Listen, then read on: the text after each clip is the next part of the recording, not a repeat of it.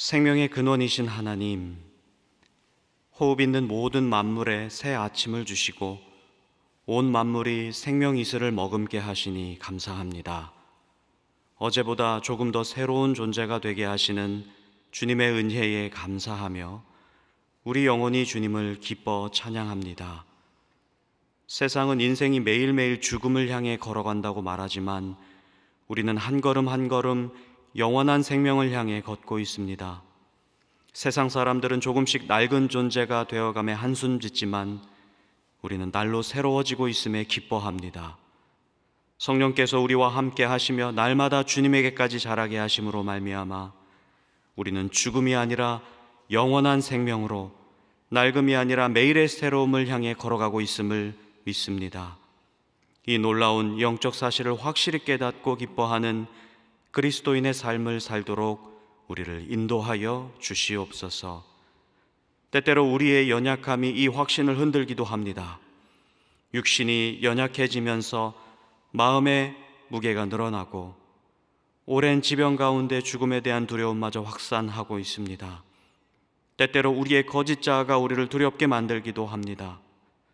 세상의 부귀영화를 떨쳐내고 주님만 따르겠다고 하였건만 순간순간 세상의 영화로움에 시선이 빼앗기는 것을 막을 수가 없었습니다. 영생의 소망이 점점 흐릿해졌고 새로울 것 없는 마음으로 무겁게 발걸음을 옮기며 소망 없는 사람처럼 살아가고 있기도 합니다. 주님, 이러한 우리를 긍휼히 여겨 주옵소서. 연약한 우리에게 새 힘을 주옵소서. 성령 하나님께서 동행하셔서 그 발걸음을 지켜주시고 흔들리지 않도록 굳게 붙들어 주옵소서. 영혼과 마음 그리고 육신의 고통으로 힘겨워하는 이들에게 생명의 빛을 비추어 주셔서 모든 어둠과 거짓이 물러가고 이들 내면에 하나님의 형상이 드러나게 하여 주옵소서. 그렇게 새 소망을 그 안에 창조하여 주시옵소서. 창조주 하나님, 하루하루 주님의 성실한 돌봄으로 인하여 이 창조 세계가 무성하게 자라나고 있음을 봅니다. 넘치지도 부족하지도 않게 조율하시는 주님의 섭리로 인해 온 우주와 그 안의 만물이 제 본연의 모습을 회복해가고 있음을 믿습니다.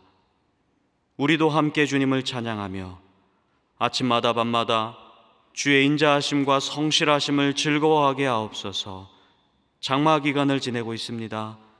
늘 화창한 날이었으면 좋겠다고 여기기도 하지만 이마저도 주님의 다스리심이요 이 땅의 열기를 낮추고자 하시는 하나님의 신실한 돌봄인 줄 믿습니다. 바라기는 많은 비로 인해 피해를 입는 사람들이 없도록 지켜 주옵소서. 비 피해에 취약한 지대 거주하는 이들이 또다시 피해를 보는 일이 없도록 주님께서 특별히 보살펴 주시옵소서. 이 습한 일기의 공기마저 무겁습니다. 우리의 마음이 무거워지지 않도록 우리의 영혼을 청량하게, 우리의 마음을 가볍게 인도하여 주시옵소서. 교회를 위해 기도합니다. 제5여 전도회가 주관하고 있는 정교인 구약 성경 통독이 진행되고 있습니다. 말씀이 선포되는 사건의 현장 위에 교회가 세워진다고 말했던 종교개혁가들의 고백처럼 우리 교회에 끊임없이 진리의 말씀이 선포되게 하여 주시옵소서. 올바른 마음으로 주님의 말씀을 듣고 순종하며 지켜 행하는 일들이 풍성하게 일어나는 교회 되게 하옵소서. 또한 교육 1, 2부에서는 여름 사역이 한창 진행 중입니다. 수련회와 국내 선교를 앞두고 있는 모든 교육부서 가운데 은혜를 내려 주옵소서. 교사들과 임원, 교역자들에게 힘과 능력을 허락하시고 헌신과 사랑의 마음을 부어주셔서 기도하며 준비한 모든 사역이 주님 뜻 안에서 풍성한 열매를 맺는 감격을 누리게 하옵소서. 다음 세대에게 이 은혜의 잠치에 참여하기로 결단하는 마음을 부어주시길 원합니다. 인생의 아름다운 기억이자 믿음의 선물을 얻는 계기가 되기를 원합니다. 겨자씨와 같은 믿음이 자라나서 이웃들이 깃들일 수 있는 든든한 나무와 같은 일꾼들로 자라나게 하여 주시옵소서. 선교를 떠나는 이들의 발걸음을 주장하사 그들이 생명빛 들고 찾아가는 그 땅에 주님의 사랑을 심고 헌신의 땀을 뿌리게 하옵소서. 이들의 섬김이 주님의 나라를 더욱 아름답게 확장하는 일에 작은 밑거름이 되게 하여 주옵소서. 아프고 상한 몸과 마음을 가지고 주님 앞에 무릎 꿇는 소망의 성도들이 있습니다. 모든 것을 맡기고 하나님께서 공급하시는 위로와 평강을 간절히 사모하는 이들이오니 주님을 굳게 의지하고 신뢰하는 가운데 치료의 길이 열리게 하시고 주의 손 붙잡고 힘있게 일어서는 은혜를 더하여 주시옵소서. 작년부터 귀의 염증과 고름으로 중이염이 심하여 오늘 수술을 앞둔 권사님을 위해 기도합니다. 아픈 몸을 이끌면서도 교회 학교 교사로 여러 공동체에서도 교회를 위해 수고하신 권사님이신데 오랜 기간 통증으로 고생하시며 여러 병원에 다니면서 고생하셨지만 이제 원인을 찾고 수술하게 되셨습니다. 수술의 모든 과정과 이후 치유의 과정 가운데 치료에 하나님께서 함께 하셔서 권사님의 건강이 온전히 회복을 누리게 하여 주시옵소서. 이제 말씀 앞으로 나아갑니다. 우리의 마음을 활짝 열어주사 역대기 말씀을 통해 들려주시는 주의 음성에 귀 기울이게 하시고 그 음성이 오늘 하루 우리 일상의 생명 이슬이 되게 하여 주시옵소서. 우리 주 예수 그리스도의 이름으로 기도드립니다. 아멘.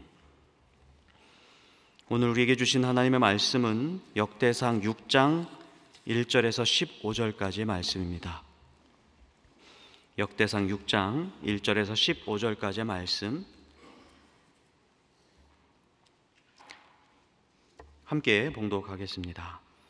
레위의 아들들은 게르손과 그핫과 므라리요, 그핫의 아들들은 아므람과 이스할과 헤브론과 우시엘이요, 아므람의 자녀는 아론과 모세와 미리암이요, 아론의 자녀는 나답과 아비후와 엘르아살과 이다말이며, 엘르아살은 비느하스를 낳고 비느하스는 아비수아를 낳고 아비수아는 붓기를 낳고 붓기는 우시를 낳고 우시는 스라히야를 낳고 스라히야는 무라요스를 낳고 무라요스는 아마랴를 낳고 아마랴는 아히둡을 낳고 아히둡은 사독을 낳고 사독은 아히마아스를 낳고 아히마아스는 아사랴를 낳고 아사랴는 요하난을 낳고 요하난은 아사랴를 낳았으니 이 아사랴는 솔로몬이 예루살렘에 세운 성전에서 제사장의 직분을 행한 자이며 아사랴는 아마랴를 낳고 아마랴는 아히둡을 낳고 아히둡은 사독을 낳고 사독은 살룸을 낳고 살룸은 힐기야를 낳고 힐기야는 아사랴를 낳고 아사랴는 스라야를 낳고 스라야는 여호사닥을 낳았으며 여호와께서 느부갓네살의 손으로 유다와 예루살렘 백성을 옮기실 때에 여호사닥도 가니라. 아멘. 이 말씀 하나님의 말씀입니다. 오늘부터 우리는 이 새벽에 한동안 레위기의 말씀을 살펴보게 됩니다. 역대기 안에서 이 레위 지파 족보는 유다 지파의 족보와 마찬가지로 굉장히 중요하게 다뤄지고 있습니다. 비중 있게 다뤄지고 있고요. 먼저 오늘 6장의 말씀을 한번 구조적으로 살펴보자면 1절부터 15절까지는 레위의 둘째 아들 그핫 자손의 계보를 다루고 있습니다. 또 16절부터 30절까지는 레위의 세 아들 족보를 다 골고루 다루고 있고요. 31절부터 53절까지는 성전에서 찬송하는 레위인의 명부 그리고 대제사장 계보를 추적하고 있습니다. 또 이후 6장 끝까지는 레위 사람들이 어디에 정착했는지까지 이야기를 다뤄주고 있습니다. 분량으로 보나 또 다른 여러 지파들을 비교해서 보면 얼마나 많은 분량을 레위 지파의 족보에 쏟고 있는지 살펴볼 수가 있고요. 또 그 명단 구성을 보아도 다양한 각도에서 이 명단을 조망하고 있다라고 하는 것을 살펴보실 수 있겠습니다. 그래서 이런 것들을 보면 역대기가 레위 족보를 다른 지파들보다 좀 더 비중 있게 다루고 있다라고 하는 사실을 알게 됩니다. 레위의 족보가 역대기 안에서 이렇게 비중 있게 다뤄지고 있는 이유는 어디에 있을까요? 아마 역대기 신학 때문일 것입니다. 왕정시대의 역사를 기술했던 큰 두 가지의 역사책, 열왕기와 역대기가 있죠. 거칠게 이 두 역사책을 구분하자면 열왕기는 선지자적 관점에서 기록되어 이스라엘 왕들의 어떤 악행들을 비판적으로 기술하는 데 주목을 했습니다. 반면 역대기는 제사장적 입장에서 성전 제사가 온전히 회복되기를 바라는 마음으로 이 역대기를 기록하고 있습니다.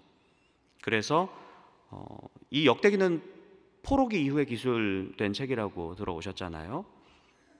포로기 이후 상황에 놓인 이 역대사가도 포로기 이후에 놓여서 포로기 이후 상황의 이스라엘, 이 공동체가 어떻게 세워져야만 하는가라고 하는 신학적 고민을 갖고 있었을 것이고, 가장 중요하게 세워져야 되고 회복되어야 되는 것이 바로 여호와 신앙이다, 이런 생각을 가지고 있었을 것입니다.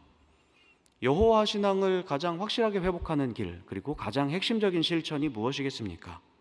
거룩하고 온전한 제사이겠죠. 그리고 이 제사를 주관하고 관장하던 지파는 레위 족속이었습니다. 그러니 이들의 족보가 역대기 신학 안에서 핵심적으로 다뤄질 수밖에 없지 않겠습니까? 이러한 생각을 가지고 오늘 말씀으로 좀 더 가까이 나아가 보도록 하겠습니다. 1절을 읽습니다. 레위의 아들들은 게르손과 그핫과 므라리요. 1절에서는 레위의 세 아들을 소개하고 있습니다. 오늘 족보에서 드러나는 특이점은 보통 장자 중심으로 족보가 기록되어 왔잖아요. 그런데 그런 족보와 달리 둘째 아들 그핫 가문을 먼저 소개하고 있다는 점입니다. 레위의 장자는 게르손입니다. 그리고 나머지 두 아들은 그핫 혹은 고핫이라고도 기록된 데도 있습니다. 그핫이라고 둘째 아들이 기록되어 있고요. 그리고 막내 아들은 므라리입니다. 장자 게르손이 아니라 그핫을 먼저 기록하고 있다는 말씀이죠. 2절 3절을 읽습니다. 그핫의 아들들은 아므람과 이스할과 헤브론과 우시엘이요, 아므람의 자녀는 아론과 모세와 미리암이요, 아론의 자녀는 나답과 아비후와 엘르아살과 이다말이며. 왜 그핫 계보부터 언급하는지 표면적으로 보자면 그핫 계보에 유명한 이들이 참 많이 있습니다. 아론, 모세, 미리암, 이들 모두 출애굽의 핵심 영웅들이죠. 구약 성경 안에서 가장 위대하다고 평가받는 그런 인물들이 모두 그핫 계보에 뿌리를 대고 있습니다.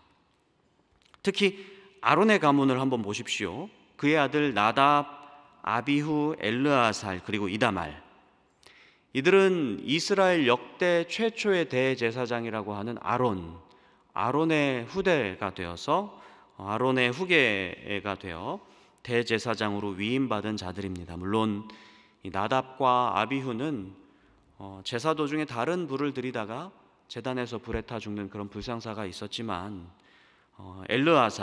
특히 엘르아살은 초대 제사장 규례의 틀을 세웠던 굉장한 중요한 가문을 형성해 나가고 있었습니다.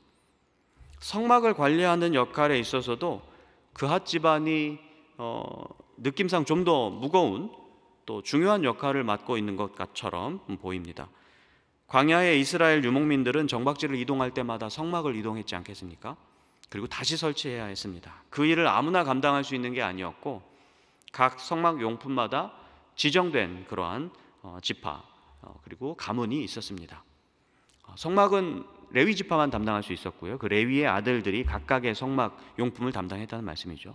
레위의 둘째 아들 그핫 자손은 증거궤, 상, 등잔대, 제단 등을 관장했습니다. 장남 게르손 가문은 성막, 장막덮개, 휘장문 등 성막 외부 부품들을 담당했고요. 므라리 가문은 성막의 널판이나 기둥, 말뚝, 줄 등 성막의 뼈대를 담당했습니다. 모든 물품들이 사실 다 거룩하다고 해도 사실 증거궤가 역시 성막 안에서 제일 중요하지 않겠습니까? 가장 핵심적인 성물이라고 여겨집니다. 그렇기 때문에 이 증거궤를 담당하고 있는 그핫 자손, 이 그핫 자손의 역할은 상대적으로 좀 더 막중해 보였다라고 생각할 수 있습니다. 물론 아론의 계보에서 대제사장이 계속 나왔기 때문에 성막 핵심 성물을 그 아론의 조상인 그핫 자손, 이 그핫 자손들이 담당하는 게 더 자연스러웠을 것입니다. 아무튼 이에 따라 그핫 자손은, 그핫 집안은 레위 지파의 주류 가문으로 자리 잡게 됩니다. 4절을 한번 같이 읽어보겠습니다. 엘르아살은 비느하스를 낳고 비느하스는 아비수아를 낳고, 이 아론의 후계자는 엘르아살입니다. 엘르아살은 모세를 도와서 상당 기간 대제사장으로서 광야에 이스라엘을 이끌었습니다. 또 여호수아와 함께 가나안 정복 전쟁을 수행하면서 마침내 가나안 땅을 분배하는 일에 일조하고 또 그러한 일에 핵심적인 역할을 감당하게 됩니다. 이 엘르아살은 아론이 죽을 때 호르산에 함께 모세와 올라가서 아론이 입던 옷을 그대로 이어받는 그런 장엄한 승계 경험도 했었던 그러한 사람입니다. 엘르아살의 아들 비느하스에게도 유명한 일화가 있죠. 민수기 25장을 보면 이스라엘 백성이 아직 가나안 땅을 정복하지 못했을 때에 모압 땅에 머물고 있었습니다. 모압 여인들과 음행을 하면서 이스라엘 백성들이 모압 신을 섬기는 그런 패역을 저지르게 되는데요, 하나님 보시기에 큰 죄악을 저지릅니다. 당연히 하나님께서 진노하셨고 이스라엘 진영에 전염병이 퍼지게 됩니다. 그때 엘르아살의 아들 비느하스가 그 안에 거룩한 분노가 충만해져 가지고 음행한 남녀를 온 회중 앞에서 과감히 처단하게 됩니다. 그러자 그 즉시 전염병이 멈추게 되죠.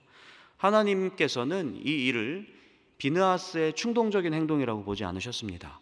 오히려 의롭게 여기셨습니다. 민수기 25장 12절 13절을 제가 한번 읽어드리겠습니다.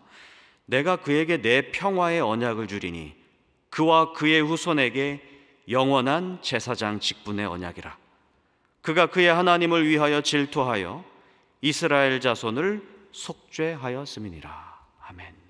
하나님께서 이렇게 비느하스의 행동을 의롭게 여기시고 약속해 주셨던 것입니다. 어쩌면 오늘 레위 자손의 족보, 특히 그앗을 뿌리로 하는 이 제사장, 대제사장 계보는 비느하스에게 주신 하나님의 약속 실천이라고도 볼 수가 있겠습니다. 8절로 한번 넘어가 보겠습니다. 8절을 한번 읽어볼까요? 아히두분 사독을 낳고 사독은 아히마아스를 낳고. 이제 8절에서는 왕정시대 익숙한 제사장들이 언급되기 시작합니다. 사독 제사장, 유명한 제사장이고 다윗 왕국에서 제사장 역할을 핵심적으로 감당했던 인물입니다. 사독은 정치적으로도 큰 영향력을 지녔습니다. 압살롬이 반역을 일으켰을 때 다윗 옆에 서서 언약궤를 성전에서 가지고 들고 나와서 다윗을 지킵니다. 그런데 다윗이 그 언약궤를 다시 성읍에 가져다 놓으라고 명령을 하지 않습니까? 그래서 그걸 다시 들고 성읍으로 들어갑니다. 그리고 거기에서 계속해서 기다립니다. 운명을 맡긴 거죠. 이 말은 무엇이냐면 압살롬에 잡혀 죽을지언정 궤를 지키겠다라고 하는 용기를 드러내고 있습니다. 사독은 다윗의 뒤를 이어 솔로몬이 왕위를 잇는 과정에서 사독 손으로 직접 솔로몬에게 기름을 붓습니다. 그리고 왕위를 옹립하죠. 이렇게 왕실과 협력해서 충실하게 제사장의 사명을 수행한 사람이 사독입니다. 그 결과 그 영향력도 계속해서 확장해 갔겠지요. 10절을 한번 읽어보겠습니다. 요하나는 아사랴를 낳았으니 이 아사랴는 솔로몬이 예루살렘에 세운 성전에서 제사장의 직분을 행한 자이며, 이 사독과 같이 왕권 옆에서 계속해서 왕위를 옹립하는 그러한 역할을 우리가 보게 됐을 때, 제사장은 왕 옆에서 왕의 권력을 비호하는 세력일 수가 있었겠구나라고 생각하기 쉽습니다. 그런데 그 반대의 일도 있었습니다. 10절에 언급된 아사랴에 관한 유명한 일화가 있는데요, 역대하 26장을 보면 남유다 우시야 왕, 이 우시야 왕이 자기가 직접 제단에 분향을 하려 합니다. 분명한 월권이고 제사장의 고유 직분을 어그러뜨리는 행동입니다. 역대사가도 왕의 이러한 행동을 보면서 하나님께 악을 행했다 이렇게 평가합니다. 그런데 이때 제사장 아사랴가 용맹한 제사장 80여 명을 데리고 왕의 이 무모한 행동을 저지합니다. 역대하 26장 18절을 보시면 이렇게 아사랴가 우시야에게 말합니다. 우시야여, 여호와께 분향하는 일은 왕이 할 바가 아니오 오직 분향하기 위하여 구별함을 받은 아론의 자손 제사장들이 할 바니 성소에서 나가소서. 왕이 범죄하였으니 하나님 여호와에게서 영광을 얻지 못하리이다. 제사장이 왕에게 이렇게 이야기합니다. 우시야는 이 일로 평생 나병에 걸려서 죽을 때까지 격리됩니다. 왕의 권력에도 굴하지 않고 이 제사의 역할을 지키겠다, 수호하겠다는 의지가 느껴지지 않습니까? 13절을 한번 보겠습니다. 살룸은 hil기야를 낳고 hil기야는 아사랴를 낳고. 여기서 주목할 만한 인물은 hil기야입니다. hil기야는 다윗 이후로 가장 훌륭한 왕이라고 평가되는 유다 왕 요시야 시대의 대제사장이었습니다. 열왕기하 22장을 보면 요시야 왕이 hil기야에게 성전 정화를 명령합니다. hil기야는 성전을 정돈하다가 우연히 율법책을 발견하죠. 이 율법책 발견으로 요시야의 종교개혁이 단행됩니다. 요시야의 종교개혁은 긴 가뭄을 지나는 유대 역사의 단비와 같은 그런 의로운 사건이긴 합니다. 그런데 사실 조금 씁쓸해지게 하는 사건이기도 해요. 왜냐하면 대제사장이 성전을 정리하다가 율법책을 발견했다는 사실, 그리고 그 율법의 의미를 몰라서 여선지자 훌다를 찾아가서 이 의미를 풀어달라고 했다는 사실, 이건 이 그간의 제사장 세력이 얼마나 말씀에 무지하고 형식적인 예배를 드려왔는지를 단적으로 보여주는 사건이기 때문에 씁쓸해지기도 합니다. 마지막으로 14절 15절을 한번 같이 읽어보겠습니다. 아사랴는 스라야를 낳고 스라야는 여호사닥을 낳았으며 여호와께서 느부갓네살의 손으로 유다와 예루살렘을 백성을 옮기실 때에 여호사닥도 가니라. 마지막 언급되고 있는 제사장 여호사닥은 바벨론 포로를 경험한 제사장입니다. 그의 아버지 스라야는 에스라 7장에 보면 에스라의 아버지이기도 합니다. 그러니까 촌수로 보면 에스라와 여호사닥은 같은 촌수입니다. 학계에 의하면 이 여호사닥은 스룹바벨과 함께 성전을 건축한 대제사장 여호수아의 아버지이기도 했습니다. 에스라는 자기로부터 거슬러 올라가서 그 뿌리를 아론에게 되는 제사장 가문의 족보를 자세하게 설명하고 있습니다. 오늘 말씀에 나온 명단과 상당수 일치하고 있음을 봅니다. 에스라는 자기 자신이 아론의 혈통임을 말하려고 했던 것입니다. 왜일까요? 에스라는 이스라엘의 회복이 온전한 예배 회복에 달렸다는 것을 알았습니다. 그리고 이스라엘에게서 거룩한 제사를 회복하는 사명을 이루어가는 데 있어서 자신이 제사장 족보에 맞닿아 있다라고 하는 것은 강력한 명분이 되었습니다. 그러니까 사역을 하는 데 있어서 족보를 되어야 할 만큼 이 족보는 사역의 적법성을 부여했고요. 족보는 존재의 명분을 주었고 제사장 공동체다라고 하는 정체성을 제시하는 의미까지 지니고 있었습니다. 이처럼 에스라는 자기가 제사장 족보에 들어있다라고 하는 사실, 이 사실을 매우 사모했을 것 같습니다. 오늘 우리는 그앗 자손의 계보를 통해서 광야 시대로부터 시작해서 왕정 시대에 이르는 예배의 영웅들을 살펴보았습니다. 이들은 거룩한 제사 규범을 세우고 그것을 수호하고 전승하고 목숨을 바쳐 애써 지키려 했던 영웅들입니다. 하나님은 출애굽한 이스라엘을 제사장 나라로 부르시고 시내산에서 언약을 세우셨습니다. 레위 지파만이 아니라 언약 안에 놓여있는 모든 백성이 제사장이 되길 바라셨습니다. 베드로전서 2장에서 모든 그리스도인이 예수 그리스도로 말미암아 신령한 제사를 드릴 거룩한 제사장이 되라라고 명령하고 권면하고 있습니다. 하나님의 말씀을 듣고 지키며 거룩한 삶을 위해 헌신하는 성도들 한 사람 한 사람을 제사장으로 부르신다라고 하는 말씀입니다. 그렇다고 본다면 예배를 정말 소중하게 여기는 모든 이들 모두가 예배의 영웅이고 제사의 영웅들입니다.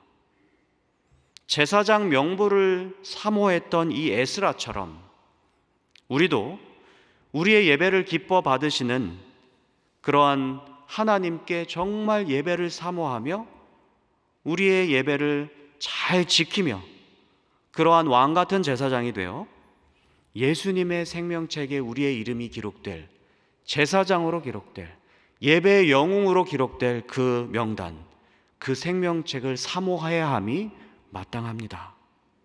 오늘 하루도 우리 모든 소망의 성도님들께서 각자의 삶에서 예배를 회복하시고, 또 그로부터 내 삶의 모든 지경을 세우는 왕같은 제사장들이 다 되시기를 축복합니다. 그래서 그 생명책에 내 이름이 들어가 있음을 사모하며 감사하며 감격하며 그렇게 오늘 하루를 거룩하고 신실하게 살아가시는 주님의 백성들 되시기를 축복합니다. 함께 기도하며 기도의 자리로 나아가겠습니다. 하늘에 계신 우리 아버지, 아버지의 이름을 거룩하게 하시며 아버지의 나라가 오게 하시며 아버지의 뜻이 하늘에서와 같이 땅에서도 이루어지게 하소서. 오늘 우리에게 일용할 양식을 주시고 우리가 우리에게 잘못한 사람을 용서하여 준 것 같이 우리 죄를 용서하여 주시고 우리를 시험에 빠지지 않게 하시고 악에서 구하소서. 나라와 권능과 영광이 영원히 아버지의 것입니다. 아멘.